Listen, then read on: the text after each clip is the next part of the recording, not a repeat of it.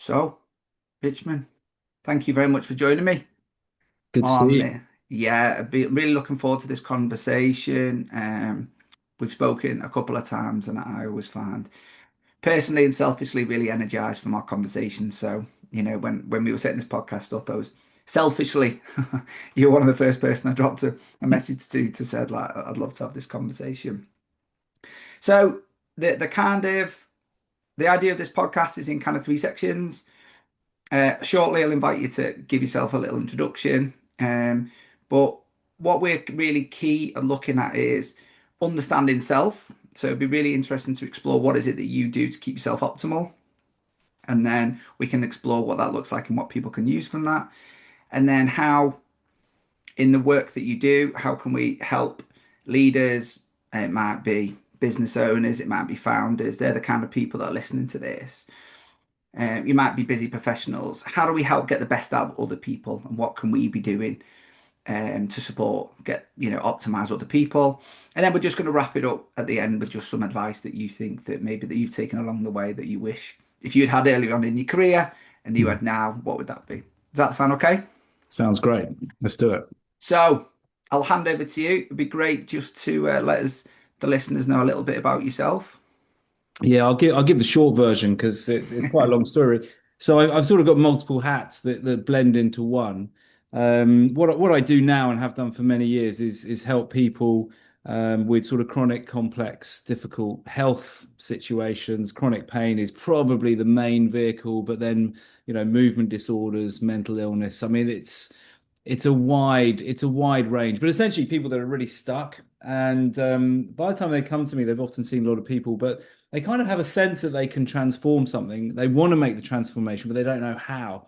Okay. And so about 20 odd years ago, I guess it was now, I sort of came up with the idea of calling it pain coaching because I felt that coaching was the approach that I could take to really helping people by putting them front and center, really seeing them with their capabilities and strengths, and to help them to harness that, to really focus on what they want rather than what they don't want, because our system is very much about what people don't want. It's a real focus on pain, and a long time ago, I sort of realized that the more you focus on the pain and the painful bits of the body, the worse the outcome. Whereas the more you focus on the person and the kind of life they wanted to lead, the better the outcome, because together you can collaborate, create a strategy, and then populate that with skills, because it's all skill based. It's, overcoming pain or transforming pain is about transforming your life. So these kinds of insights I've had from, lots of different places brought that together. My sort of background in nursing, rehabilitation, S&C, exercise physiology, pain neuroscience, strengths-based coaching, positive psychology, blah, blah, blah, all those things. I mean, I don't really think about those things, to be honest. They're just sort of,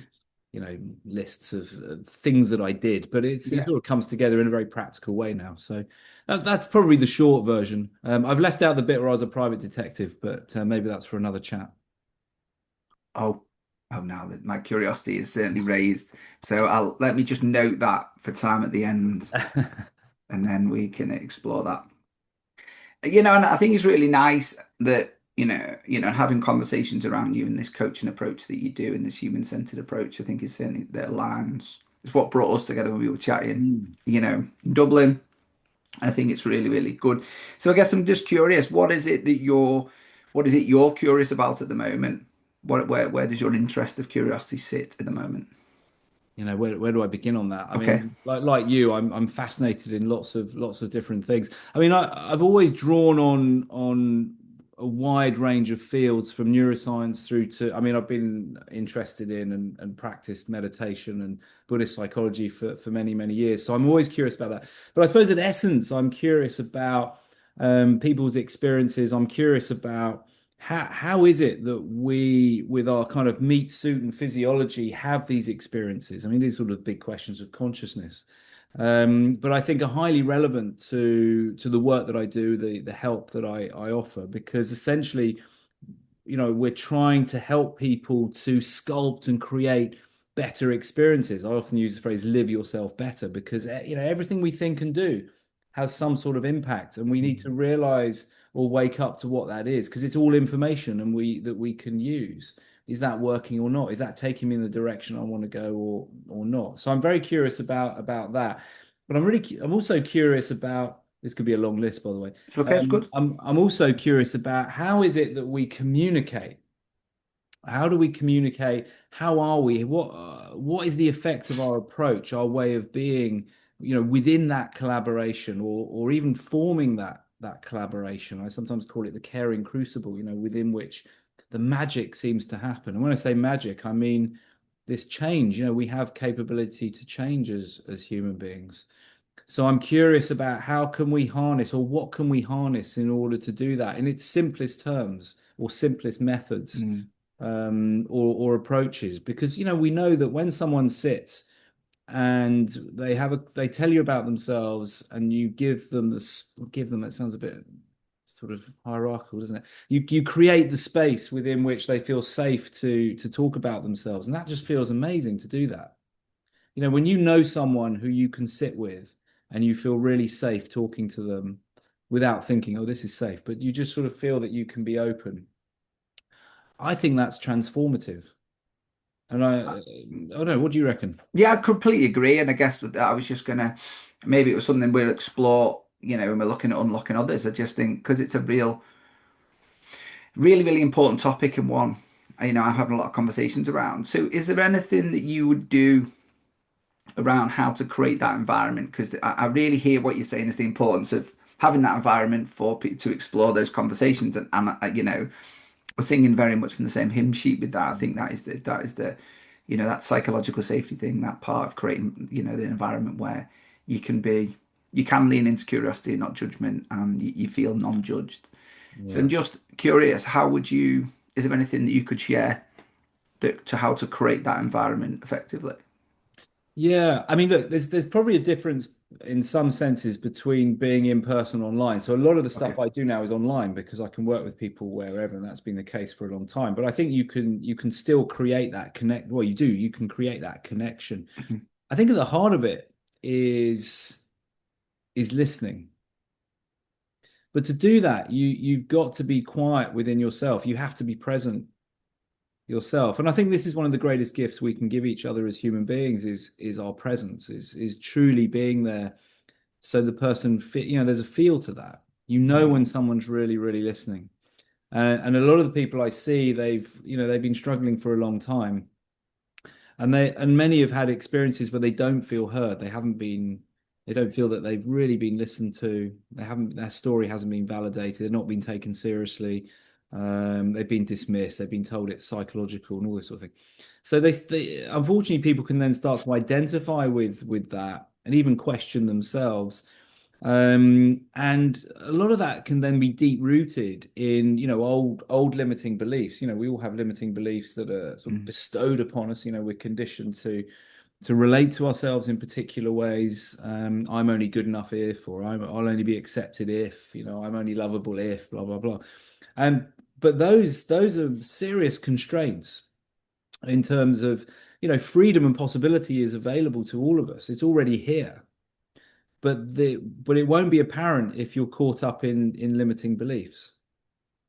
That's a So really so powerful we so insight. yeah, so we really, so we need to get to the essence of that. So for example, when I first meet someone, and in the ongoing conversations, I'll be asking them, what are your, take pain as the example, what do you believe are the causes of your pain? And I use that word causes on purpose because most people conflate or confuse causes and catalysts. So they'll believe that an injury, for example, or a trauma is the cause of their pain, but it isn't. It's a catalyst. It's triggered the pain, but the body systems already knew how to generate that pain. So the causes reside in how the body systems there to essentially to protect us, which is their job, and to keep us alive, reside within the way that they've evolved throughout that whole lifetime, or depending on your beliefs, perhaps lifetimes before or whatever. But essentially in this one. Um, so when that thing happens, boom, the systems then respond in that way, and it's part of protection, it's part of survival. But if they believe that it's because they've been told, or because of our biomedical system, which essentially cannot explain, doesn't explain pain at all, is because of a disc or a muscle or a nerve or whatever, then it's not for me to dismiss that. It's for me to hear it and understand it, and then help the person understand what the true causes are and the difference between that and catalyst, because then that reveals the way forward. So that's all within conversation. Mm. Does that make sense? Yeah, a lot, and I think it's really powerful. If I could just share what I heard from that and just my Mm. reflections, it's the ability, holding that space to listen, and then, and it's like the use of words. And you said you choose to use the word cause, and I'm assuming, and it's an assumption, that what you then do is hear for the words that they're saying, because that is going to give you some indications of what their limited beliefs might be by the language that they use. Yeah. Is that fair? Yeah, no, that's absolutely it. That's Okay. absolutely it. And I think it's really interesting and really powerful because there's going to be people listening. The classic thing, I think, especially from both of our backgrounds in healthcare, Mm. and we see it a lot with the younger or less experienced or familiar kind of therapists, are when someone's talking, what they're actually thinking about is what's the next question I'm going to ask, rather than listening to the answer, interpreting the answer, and then going, oh, actually, what I'm hearing is this, this, this. Yeah. Let's go on that thing. They're actually going, all right, go, okay. The next question I've got to ask is, so actually, you're not actually listening. So I think it's really powerful what you're saying. Yeah. So Yeah. just going on that, and again, it's an assumption that, if someone has these limited beliefs and is pain, and they're coming onto those calls, they're obviously, and what we know with a lot of people that maybe work on their own or are leaders, and they're taking on, is it if it's trauma or it's other people's problems, um, how do you then keep yourself operating at your best? And what would be good to do is explore, how do you optimize yourself? Now that might be the mindset. I know you've already touched on some of the stuff, what habits you might use, what principles you might use, and anything that kind of has helped you stay in, I like the word present, Mm. aligned, effective, and also fulfilled with what you're doing. So it'd be good to Yeah. explore that if you could. Yeah, no, no, absolutely. I mean, just to make a quick point on, we could substitute the word pain for all sorts of things. Yeah. Depression, anxiety, addiction. Yeah.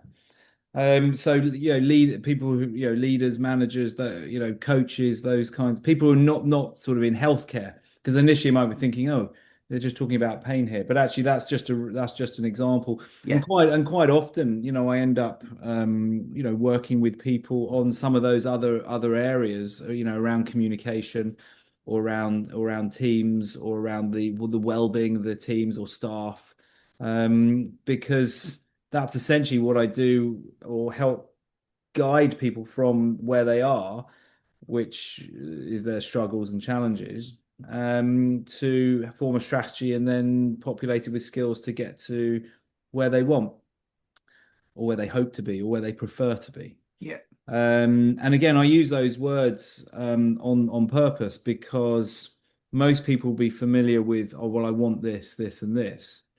What they may not have clocked is the fact that what we want and what we need are different, but also we don't know how things are going to turn out, because no one knows the future. Yeah. So I might want to get fit in a particular way and do a marathon. That's my goal. The issue I have as a human, and as the way we've been conditioned to think, is we can get very attached to those outcomes and goals. We can get very attached to all sorts of things. Um, And therein lies an issue for us, because we don't know how it's going to turn out. And we can spend a lot of time thinking about this thing that we want that doesn't exist in the future. Mm. And the extent to which things are different to how they are is the extent to which we then suffer. Okay. But we don't necessarily know that unless we're present and aware. So, in other words, people are just caught up in their stories. And the future doesn't exist and the past doesn't exist. All there is now. Now's the only moment. So, coming back, wheeling back to your original question. But it's good. I think it was a really good, interesting thing because I think it lead into how, because my follow-up question would be great. And how do you, what advice like do you do to stay present or be present? Yeah, so that's it, you see. Yeah. So, I mean, I've meditated since I was about 18, and I've Okay. been interested in for want of a better term, Buddhist psychology and philosophy for a long time, and probably particularly the last 15 years. And that's been very informative because Buddhism is really about examining the experience. So, Buddha was very much along the lines of, don't just listen to what I say, examine your own experience, learn. You've got everything here you need to do that, to become enlightened, to be able to see, to wake up. And it's very, very practical. So both personally and professionally, it kind of weaves in without me being a monk, which you can clearly see I'm not. No. So just, I guess, where would, there's someone listening and think, and is now kind of recognizing the importance of being present, and I think you made a really nice kind of point where you said, like, we create a goal in the future, but actually all we can control and all we can be is present. Yeah. And you said, there's certainly some things that's worked for you. We've talked about the kind of Buddhist psychology part that you do and the meditation. If people are listening and thinking, all right, okay, so how can I start? Where would you kind of lead them, or what would the starting point for somebody? Yeah, so I used to be of the opinion that you could just sort of practice meditation without really having an understanding of Buddhist psychology, and I then I realized no, that's not going to work because unfortunately, again, what we've done in the West, we sort of hoiked meditation out of a whole philosophy and made it into a commodity. Um, and so there's a lot of misunderstanding about what meditation is. I mean, meditation basically is about not interfering with what's happening. Okay. And essentially, as you practice, you realize that the things you identify with, that your stories, who you think you are, all that sort of stuff is essentially just an illusion that we create and then live by and then suffer because it's not actually that. So I mean, you mentioned self earlier. I mean, when you look for the self, I mean, you quickly realize there isn't one there. What you have is just a matter of experience. Mm. We're experiencing something right now, and that's it. When you turn the attention back on yourself, you realize, well, what's there? Yeah. You're made up of lots of what you could call non-self. I'm made up of all sorts of things, really, as a you. And then if you think about, the predictive processing model, which has been around for quite a few years now, but essentially talks of how all of our experience are being generated as predictions or best guesses, and that includes the world and ourselves in it. Mhm. So what I'm experiencing right now is as my body system's best guess about the possible causes of all the sensor information in and around me, and then generating this. So I see the world not as it is, but as I am. So a lot of it really is around inner engineering. And of course, what we've been trained to do in the West is to look for external causes, for external reasons, external things to blame for how we feel, which misses the point because I feel the way I feel because of my systems, and I need to take responsibility for that. Now, that's not a blame thing. It's not Mm. it's about self-blame and another stick to hit yourself with. It's just having understanding of the reality and the truth of things. So if I'm angry because someone said something, it's not because they said something, that's the trigger, but that's not the cause. I already had the anger in me. So Mm. if I don't want to feel anger, then I need to understand that and see deeply into the true causes, and then I can address them. And by addressing them and doing my inner engineering, then I'll no longer be angry. So these life shows up in these different ways for us, not to us. If you think it's to you, you're then taking the victim role and you'll feel powerless. Mm. It's not because you're powerless, though. It's because that's your belief. It's not the truth. And this is what I mean by, our beliefs are upstream of all our thoughts, feelings, perceptions, and experiences. So until you update the beliefs, then you can only have certain thoughts and you can only see a certain world. So if you want to transform your experiences, then you have to start there. No one can do it for you. There's no fixes for pain. Pain's not even asking for a fix. It's asking for a shift in what you're thinking and doing and how you're living. So there's a lot of misunderstandings which suit the Western philosophy and the marketplace, but are not actually what it's about. Think about painkillers. I mean, pain's not asking to be killed.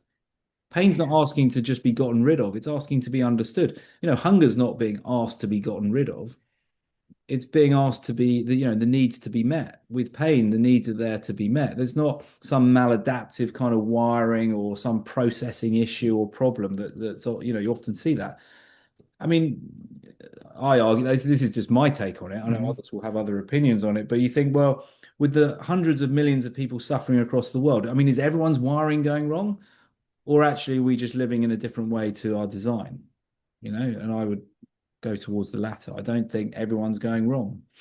I don't think there's wrong with anyone because, I'm not my body, I'm not my pain anyway. I'm the one who witnesses it and experiences it. No, I think I mean, there's an awful lot in there, isn't there? And I think there's an awful lot to explore. And yeah, I guess one of the things I took from that was it's about understanding what you're experiencing.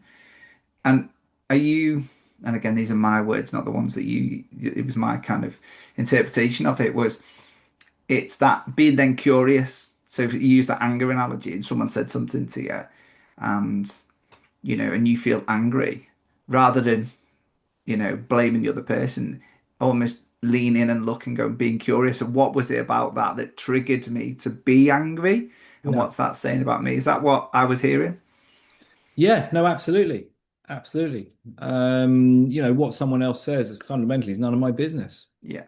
But if I make it my business, then, what are you looking at? What all that stuff. Yeah. And it's interesting, isn't it? Because I reflect back on or something, a course I probably did 20 years ago. And it didn't land, I think, where I was in my life. It didn't land at all well when the guy told me, he said, well, if somebody's wound you up or made you angry, that's on you. Yeah. And at first, in that, 25 version of me was going, you're joking, they deliberately wound me Yeah. up. And it landed awful because I went, right, I'm not taking that at all.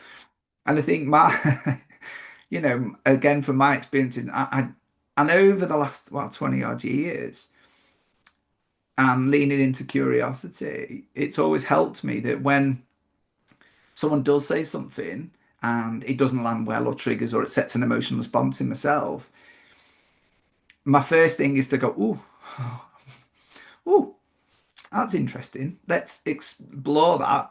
In the moment, I might have to deal with that situation because I'm aware something's triggered me and I then move myself out of that situation so I don't, or, but certainly it's something then to reflect on would be. Yeah.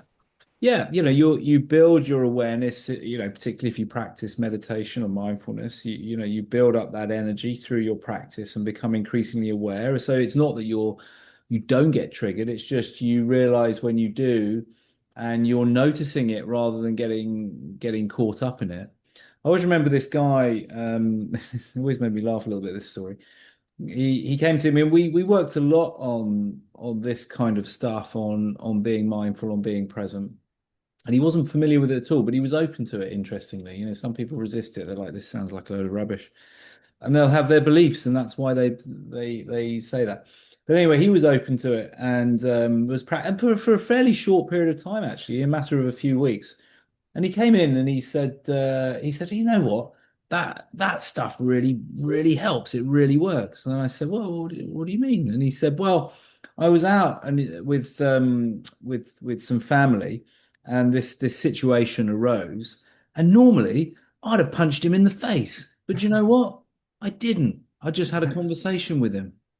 And I thought that was a great example Yeah. of how, that was the way, that was his way based on a set of beliefs about if someone says something that you don't like, you punch them on the nose. And I'm not condoning that, by the way, but that's what happened. And then he just had this sort of realization, the space to think that actually maybe there's another way of doing it, which is better and transformative in the long term. Yeah, and I think that's lovely to hear because I think there's, the world I spend my time in, especially in founders and senior leaders and, senior professionals, part of the things they come to with those emotional kind of things, aren't they? They've either gone into the feeling overwhelmed or the full of self-doubt. You said those limited belief things are certainly a massive Yeah. part. So I think what's really powerful about what you're saying, and what you're highlighting is giving people options to realize actually. I don't have to be like this. Yeah. I've actually got choice, and there are Yeah. ways around how to manage things better and become a different version if I choose to be. Yeah, completely. Because, when you realize it's not what's happening as much as how you relate and respond that matters. I mean, that's one of the greatest insights you could ever have. Yeah. Because life just turns up, right? There's no, it's just here. So Yeah. I have no control over that. I have no control over outcomes, Yeah. but I do have control over how I relate and respond. And that's our superpower. And once you really get that, and once you really get that, what's happening is happening. And once you get that what has happened and couldn't have happened any other way because it didn't, and I quote that from Peter Crone, I always like to credit. Um, that they are very, very powerful insights and truths, which when you come to know, radically transforms life. Or maybe it's not so radical because it's already available. You just didn't realize because you were Yeah. caught up in old limiting beliefs. No, but really, really powerful. So, and I think there's some absolute gold there. And, not like I would love to, I'm going to listen back to this and I'll definitely be taking some more stuff from this conversation. So, part of the audience are then, what I see an awful lot is founders and leaders then spend some time on self and, like you Yeah. said, and how to optimize themselves. And I think there's some really good ideas that's come out from you there. I guess the second part of this is how do we help others? So how do we Mm. unlock potential in other people? Where do you go with that? Is there any kind of stories or go-to methods that you've used to help other people improve, unlock Yeah. potential in others? Yeah, yeah. Well, it's an interesting one, isn't it? I mean, I used to use words like, empowering and such like that. But I shifted my thinking on that because the person already has the power. They already have that key. That potential is already there, if we want to call it that. But then I sort of thought, well, what is potential? I mean, at the end of the day, what we've got is just this moment. So again, potential sort of implies a future, and the future doesn't exist. So we can quite easily get kind of caught up in that again and not being present. Because if you're not present, essentially you're not living. Now, the way that our minds work means that our minds do wander. We do go into the future. And I'm not saying you don't plan anything, by the way. It's not just like living by the seat of your pants and just doing Yeah, whatever the hell you want. It's not that. You can be present and be planning. You can be present and be aware of the past, but you're firmly here and now with what is actually happening. And what's interesting is when I listen to people, they spend a lot of time drifting off back into the future and they say, "Oh, I'm feeling really scared about this now." Well, then you've got to be in the future. yeah, Or I'm feeling really anxious about, well, you've got to be in the future. And because our systems work on a predict and protect basis, they will do everything they can to help us avoid any difficult or challenging or traumatic or, injuries or disease, whatever. Because that's their job is to keep us alive. So so frequently people are living because when we think about doing something, when we think about being in a situation, our systems are doing very similar things to when we're actually there. So a lot of people are living out stuff that isn't happening, and their body systems are trying to protect them from it. mhm, So they're not present. So they're not actually living. So what I want to do is, or what I do with people is I help them live. And that's why I call it living yourself better. Yes, living, but you can only be living if you're here and now, because nothing else exists, which to some people they get quite quickly, and other people are like, what the hell are you on about? yeah. But again, that's the great thing about people, isn't it? We are all different, and we all pick things up at different paces and different speeds. We're Mm. all more open. Some people are more open to things. Some people are more, and some people are less open to things. I guess the thing for me then is there any, let's say, for example, you're working with somebody. How is there anything that you can do to help them unlock their presence in themselves? So, I know you're obviously a very, very talented and very experienced coach, so you're very good at it. Oh, Yeah, me. Oh, that was the rumor. That's why I got you on. That was the yeah. I don't And know where that I'm rumor came from. Andy Thomas probably. Um, so it was. I think you might have told me that yourself. Now, Oh, did I tell you I was really talented in yeah, this? I Yeah, thought yeah, so. yeah, yeah, Or maybe it's just my interpretation of what you yeah. said. No, but that was, I guess, for me, one of the things that would be really, if you're comfortable exploring what, I know we talked about listening and being a good Mm. listener. And again, how do we help people, maybe in organizations that as a leader, as a coach, as a mentor or somebody in an organization, how do you then help somebody else in a team, maybe somebody within your organization to help them become present so they can live a better life within an organization? Yeah, yeah, no, it's good. It's a good question. I mean, certainly you've got to practice that, or there's a set of skills you can practice mindfulness or meditation. They're not. I mean, mindfulness is a kind of meditation, but it does go beyond that. So that's certainly something. Some people will call it focused attention training. I mean, you can call it different things depending on who you're working with. Um, but there's also foundational stuff to understand. I mean, obviously you've got to get to know the person. Hmm. And certainly with if it's pain or something around health or well actually anything, you need to know the person, don't you? Because if you don't know the person, then you can't really understand why they're thinking the way that they think, and that needs to be then you need clarity on that. So that and they also need to be open to learning. It's an iterative process.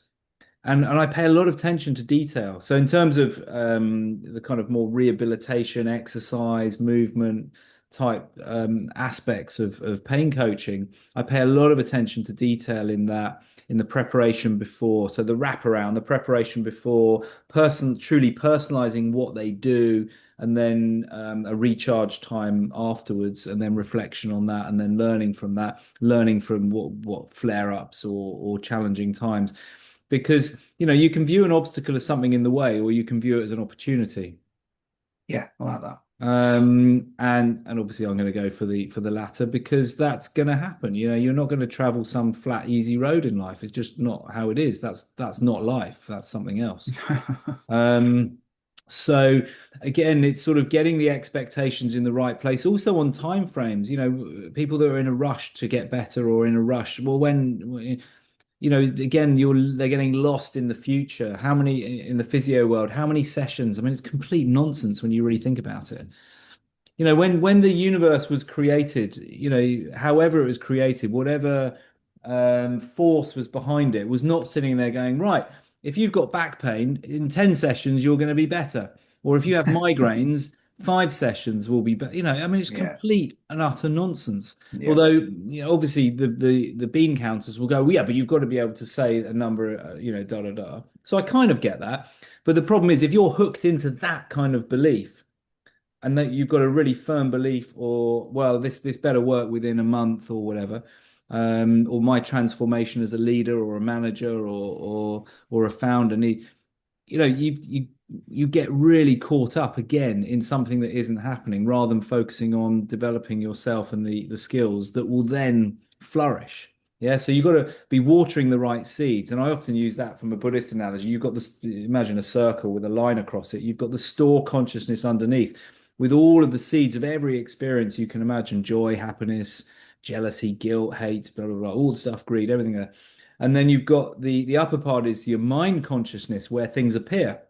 So the mind is really where everything appears. The mind isn't in here. No one's proven that. People, where's the mind? It's in my brain. No, it's not. You are your mind. There's no separation of mind and body. There's not even a connection. There's just one experience. So going back to you've got the seeds, seeds or store consciousness where all the seeds are, and then you've got the mind consciousness. So whatever seeds you're watering will appear in your mind consciousness. But if it's you a think about nice it, to that's know. really practical. Mm. Because if I'm sitting here feeling low, well then I have to be focusing on something or thinking about something in a particular way. I have to be watering a particular seed in order to be feeling that. Yeah, So I once I think, bring awareness to it and I know, well, this is what I'm focusing on, now I can look at it. Is that the truth of things? Is this right speech? Is this right thinking? So these are the eightfold path. Mindfulness is part of the eightfold path, by the way, which is the wholesome way to live. Um, So am I, right action? Am I doing the right things? But if you've got wrong thinking to start with, then like for example, the causes of my pain are the disc in my back. The body tissues have no ability to generate a conscious experience. So first of all, that's wrong thinking. So you're going to end up with wrong action. So again, it Mm. stems back to beliefs and tidying those up to realize that something like pain or something like every experience we have is by dint of how the whole of me is in that moment. In other words, there's a set of conditions, which means this is all I could feel. Now, and again, there's an awful lot in there that's really, really helpful. And I guess trying to summarize stuff through, what I'm hearing is that, first of all, you've got to understand somebody else's view of the world, haven't you? And trying Yeah. to see what's going on for them. What is it that they're feeling? What are they? And again, going into the beliefs that what's going on for them, understand them, Yeah. and then helping them in some way.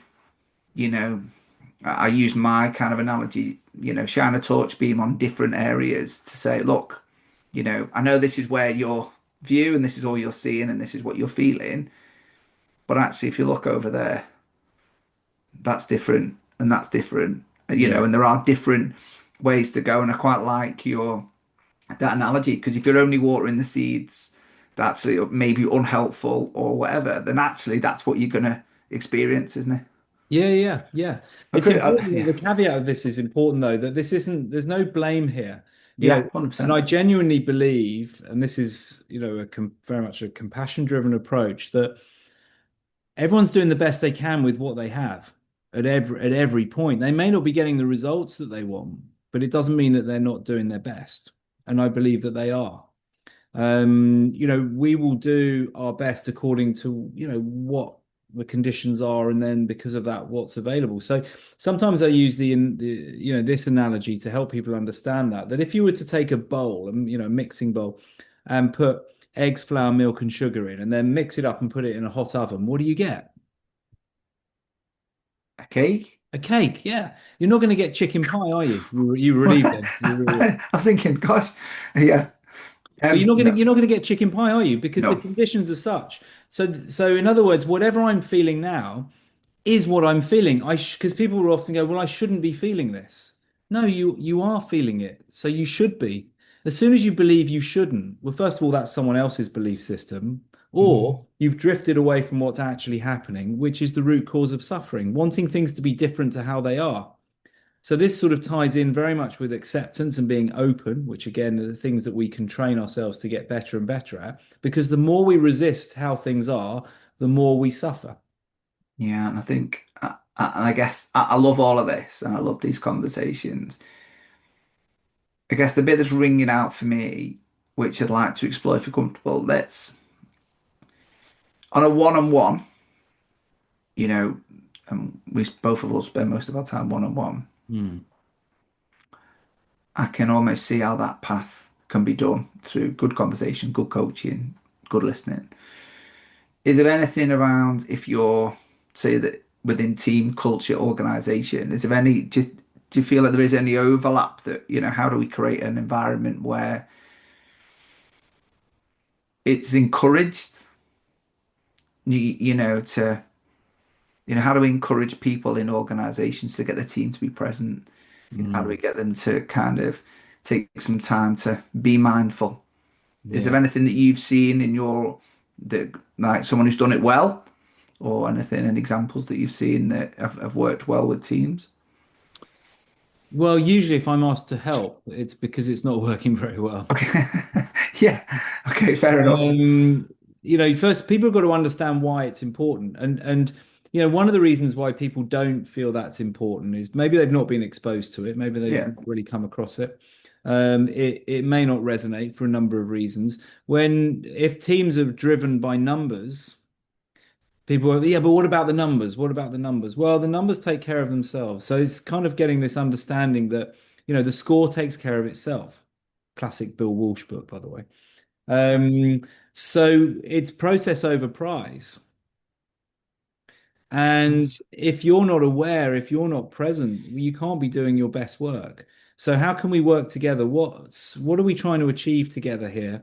And what do we all bring individually? And then what does that create collectively? And how can we all be rowing the boat in the same direction rather than four rowing this way and nine rowing that way? Yeah. Yeah, yeah, definitely.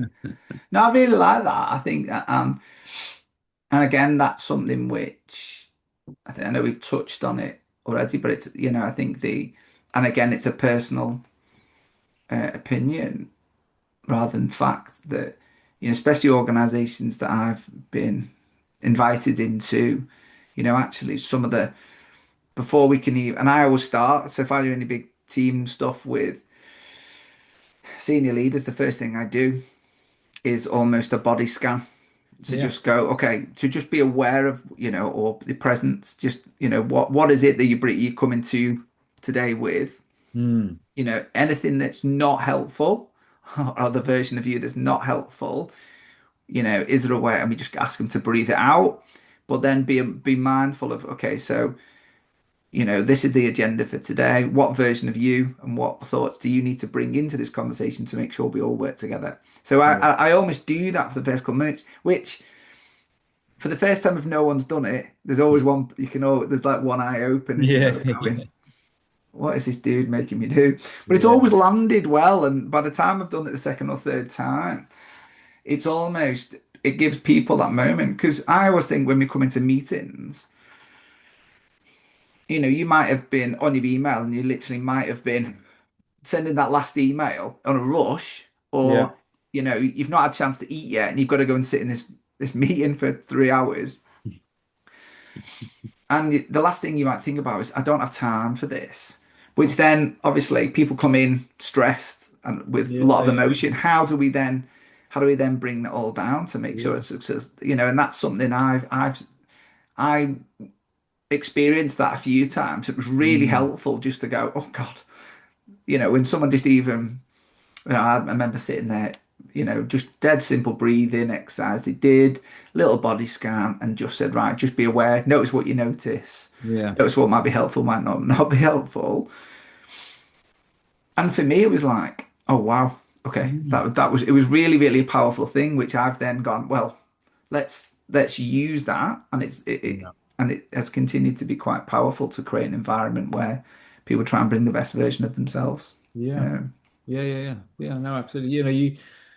You're leading the way there and giving them the opportunity, and not everyone will necessarily know what it's all about or comfortable, and but that's all information to work with. So you'll identify the people that might need some help and some clarification on that. I mean, one of the classic things that people misunderstand about these sorts of practices is oh yeah, but my mind wandered. I tried to quieten my mind, but there's no active way of doing that.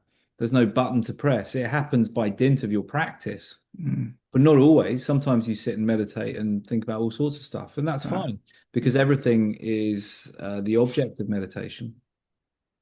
Yeah, and it's quite nice in it for sometimes, when if you're listening, there is this assumption that you, like you've said, that we've got this noise in our head, and actually what things do is you've got to be completely, you know, calm or stuff. And I think we all hold something, and that's the joys of being human, isn't it? We all, Yeah. none of us are perfect, not even us.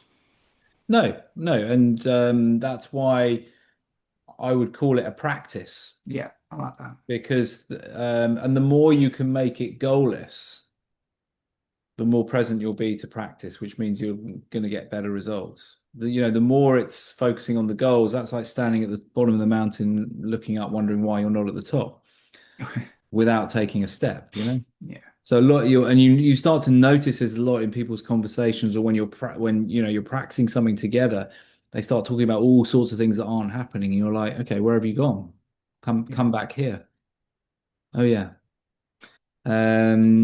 And then off we go again. And so it's a practice. It's a way of being. Again, that's why I call it living yourself better, because we cultivate a way of being, which means that you're just getting more and more skillful at sailing your boat. Sometimes the wind is behind you and it's you're just sort of gliding along, and other times it's choppy and sometimes your boat capsizes.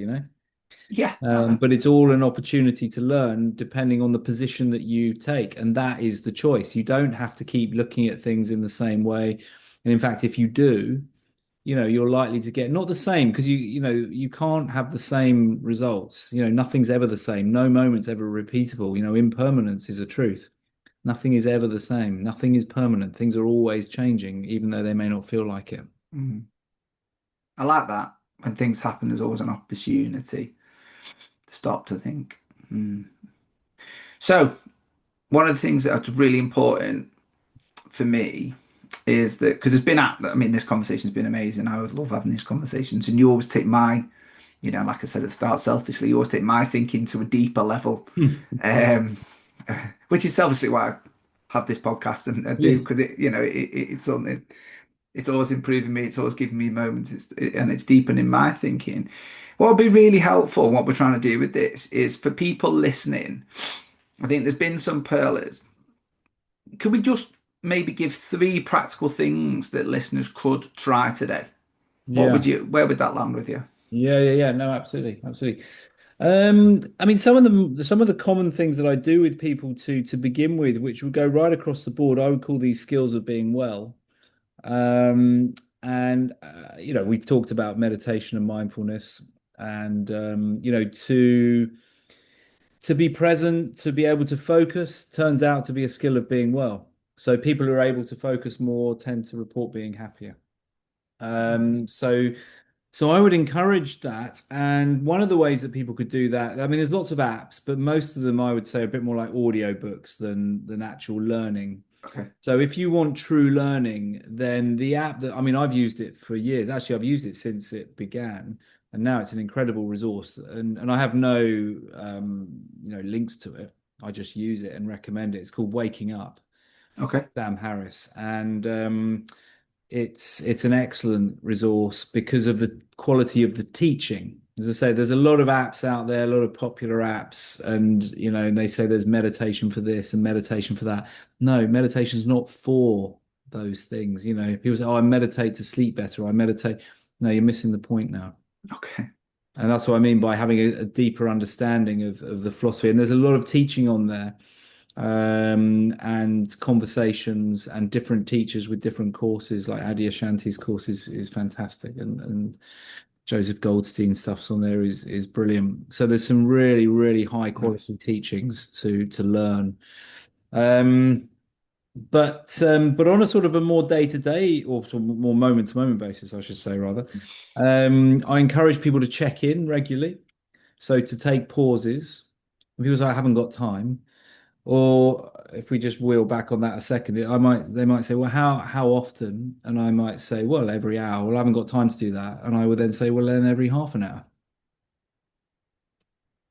I like it. It's a bit like meditation. How long should I Mhm. meditate for? Well, an hour. I haven't got time for that. Well, then 2 hours. Yeah.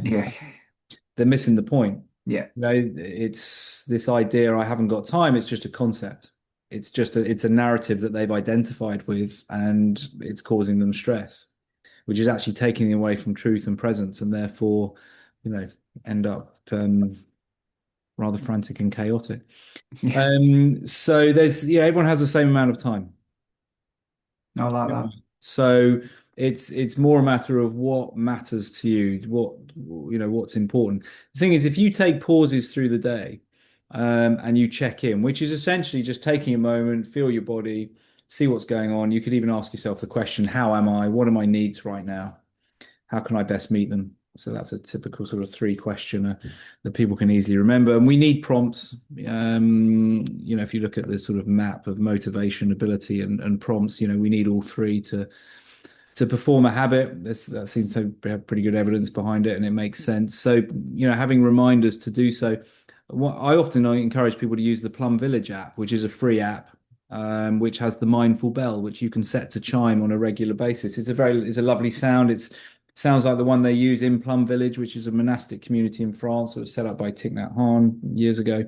And when they ring the bell in the village, everybody stops. They put their tools down, whatever they're doing in the kitchen, the garden, whatever it is, sweeping, and come back to what will be called home. And home is the present moment. So you just Yes. come back to your breathing.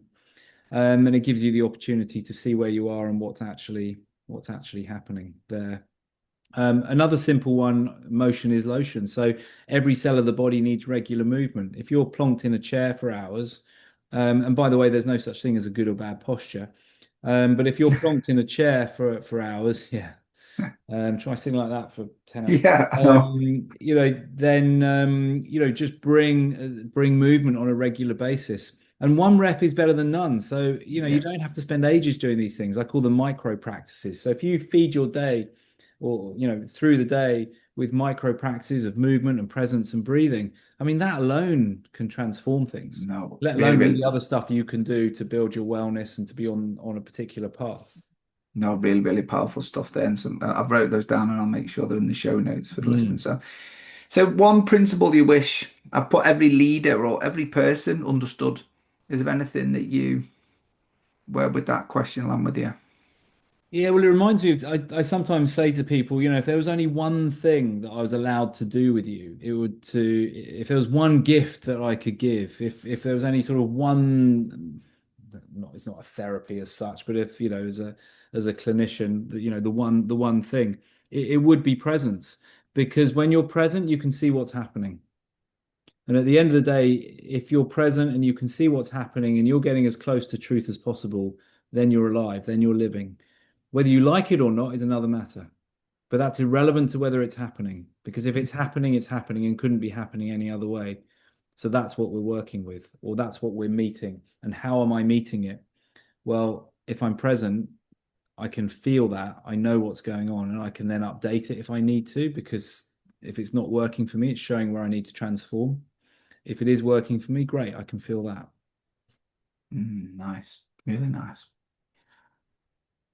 Last question. So we've had a really good conversation. I think you have, well, I know it's not I think, brought lots of value to this conversation, and I know people listening are going to have gone, right, okay, there's so much in this.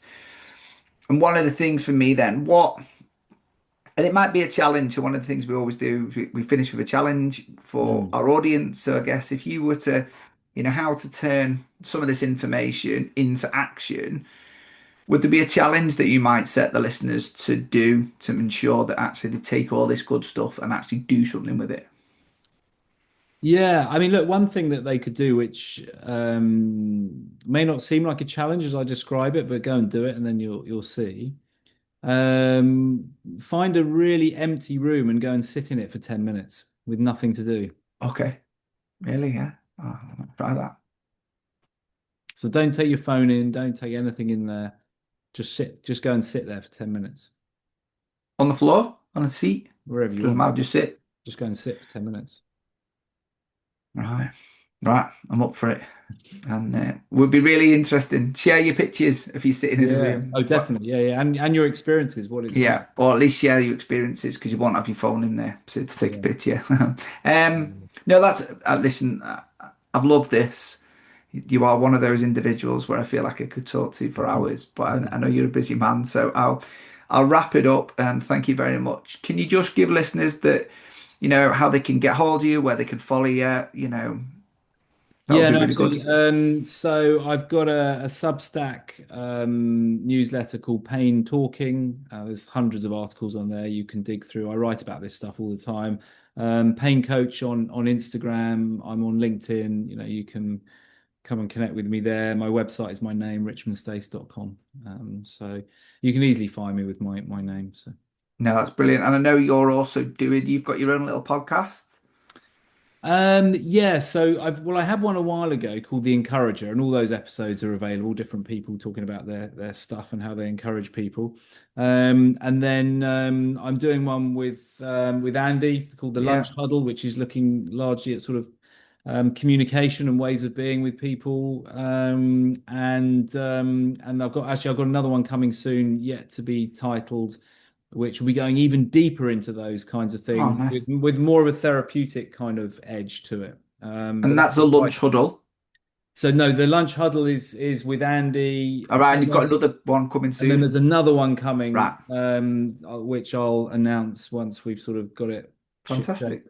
Fantastic. So yeah, but it's all sharing, hopefully practical things of value, getting this stuff out there and sharing it. There's no point sort of holding it here because we want to reach as many people as possible so that people can realize that, possibility and freedom's available in whether it be pain or running a team or a business or whatever, freedom and possibility, right?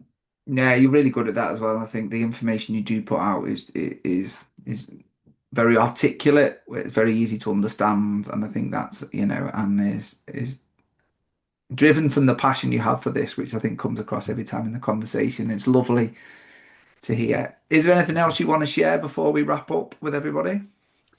Um, I think that just the fact that we have amazing abilities as humans, amazing abilities, and even more so when you come together like we do, that synergy, the energy that comes from that. We're all creators, we're all creative, and we're all doing our best, and sort of muddling through. And the more we can help each other. And I would encourage people to, even if you're not sort of thinking about becoming a monk, a Buddhist monk, to just explore the Four Noble Truths and the Eightfold Path. Just have a look. You can find just very brief, descriptions of it, and I think you'll find it very relevant, even though it's written 2,600 years ago, Right. to living well. And it's the basis of most of the work I do with people because when you do those things, your life transforms.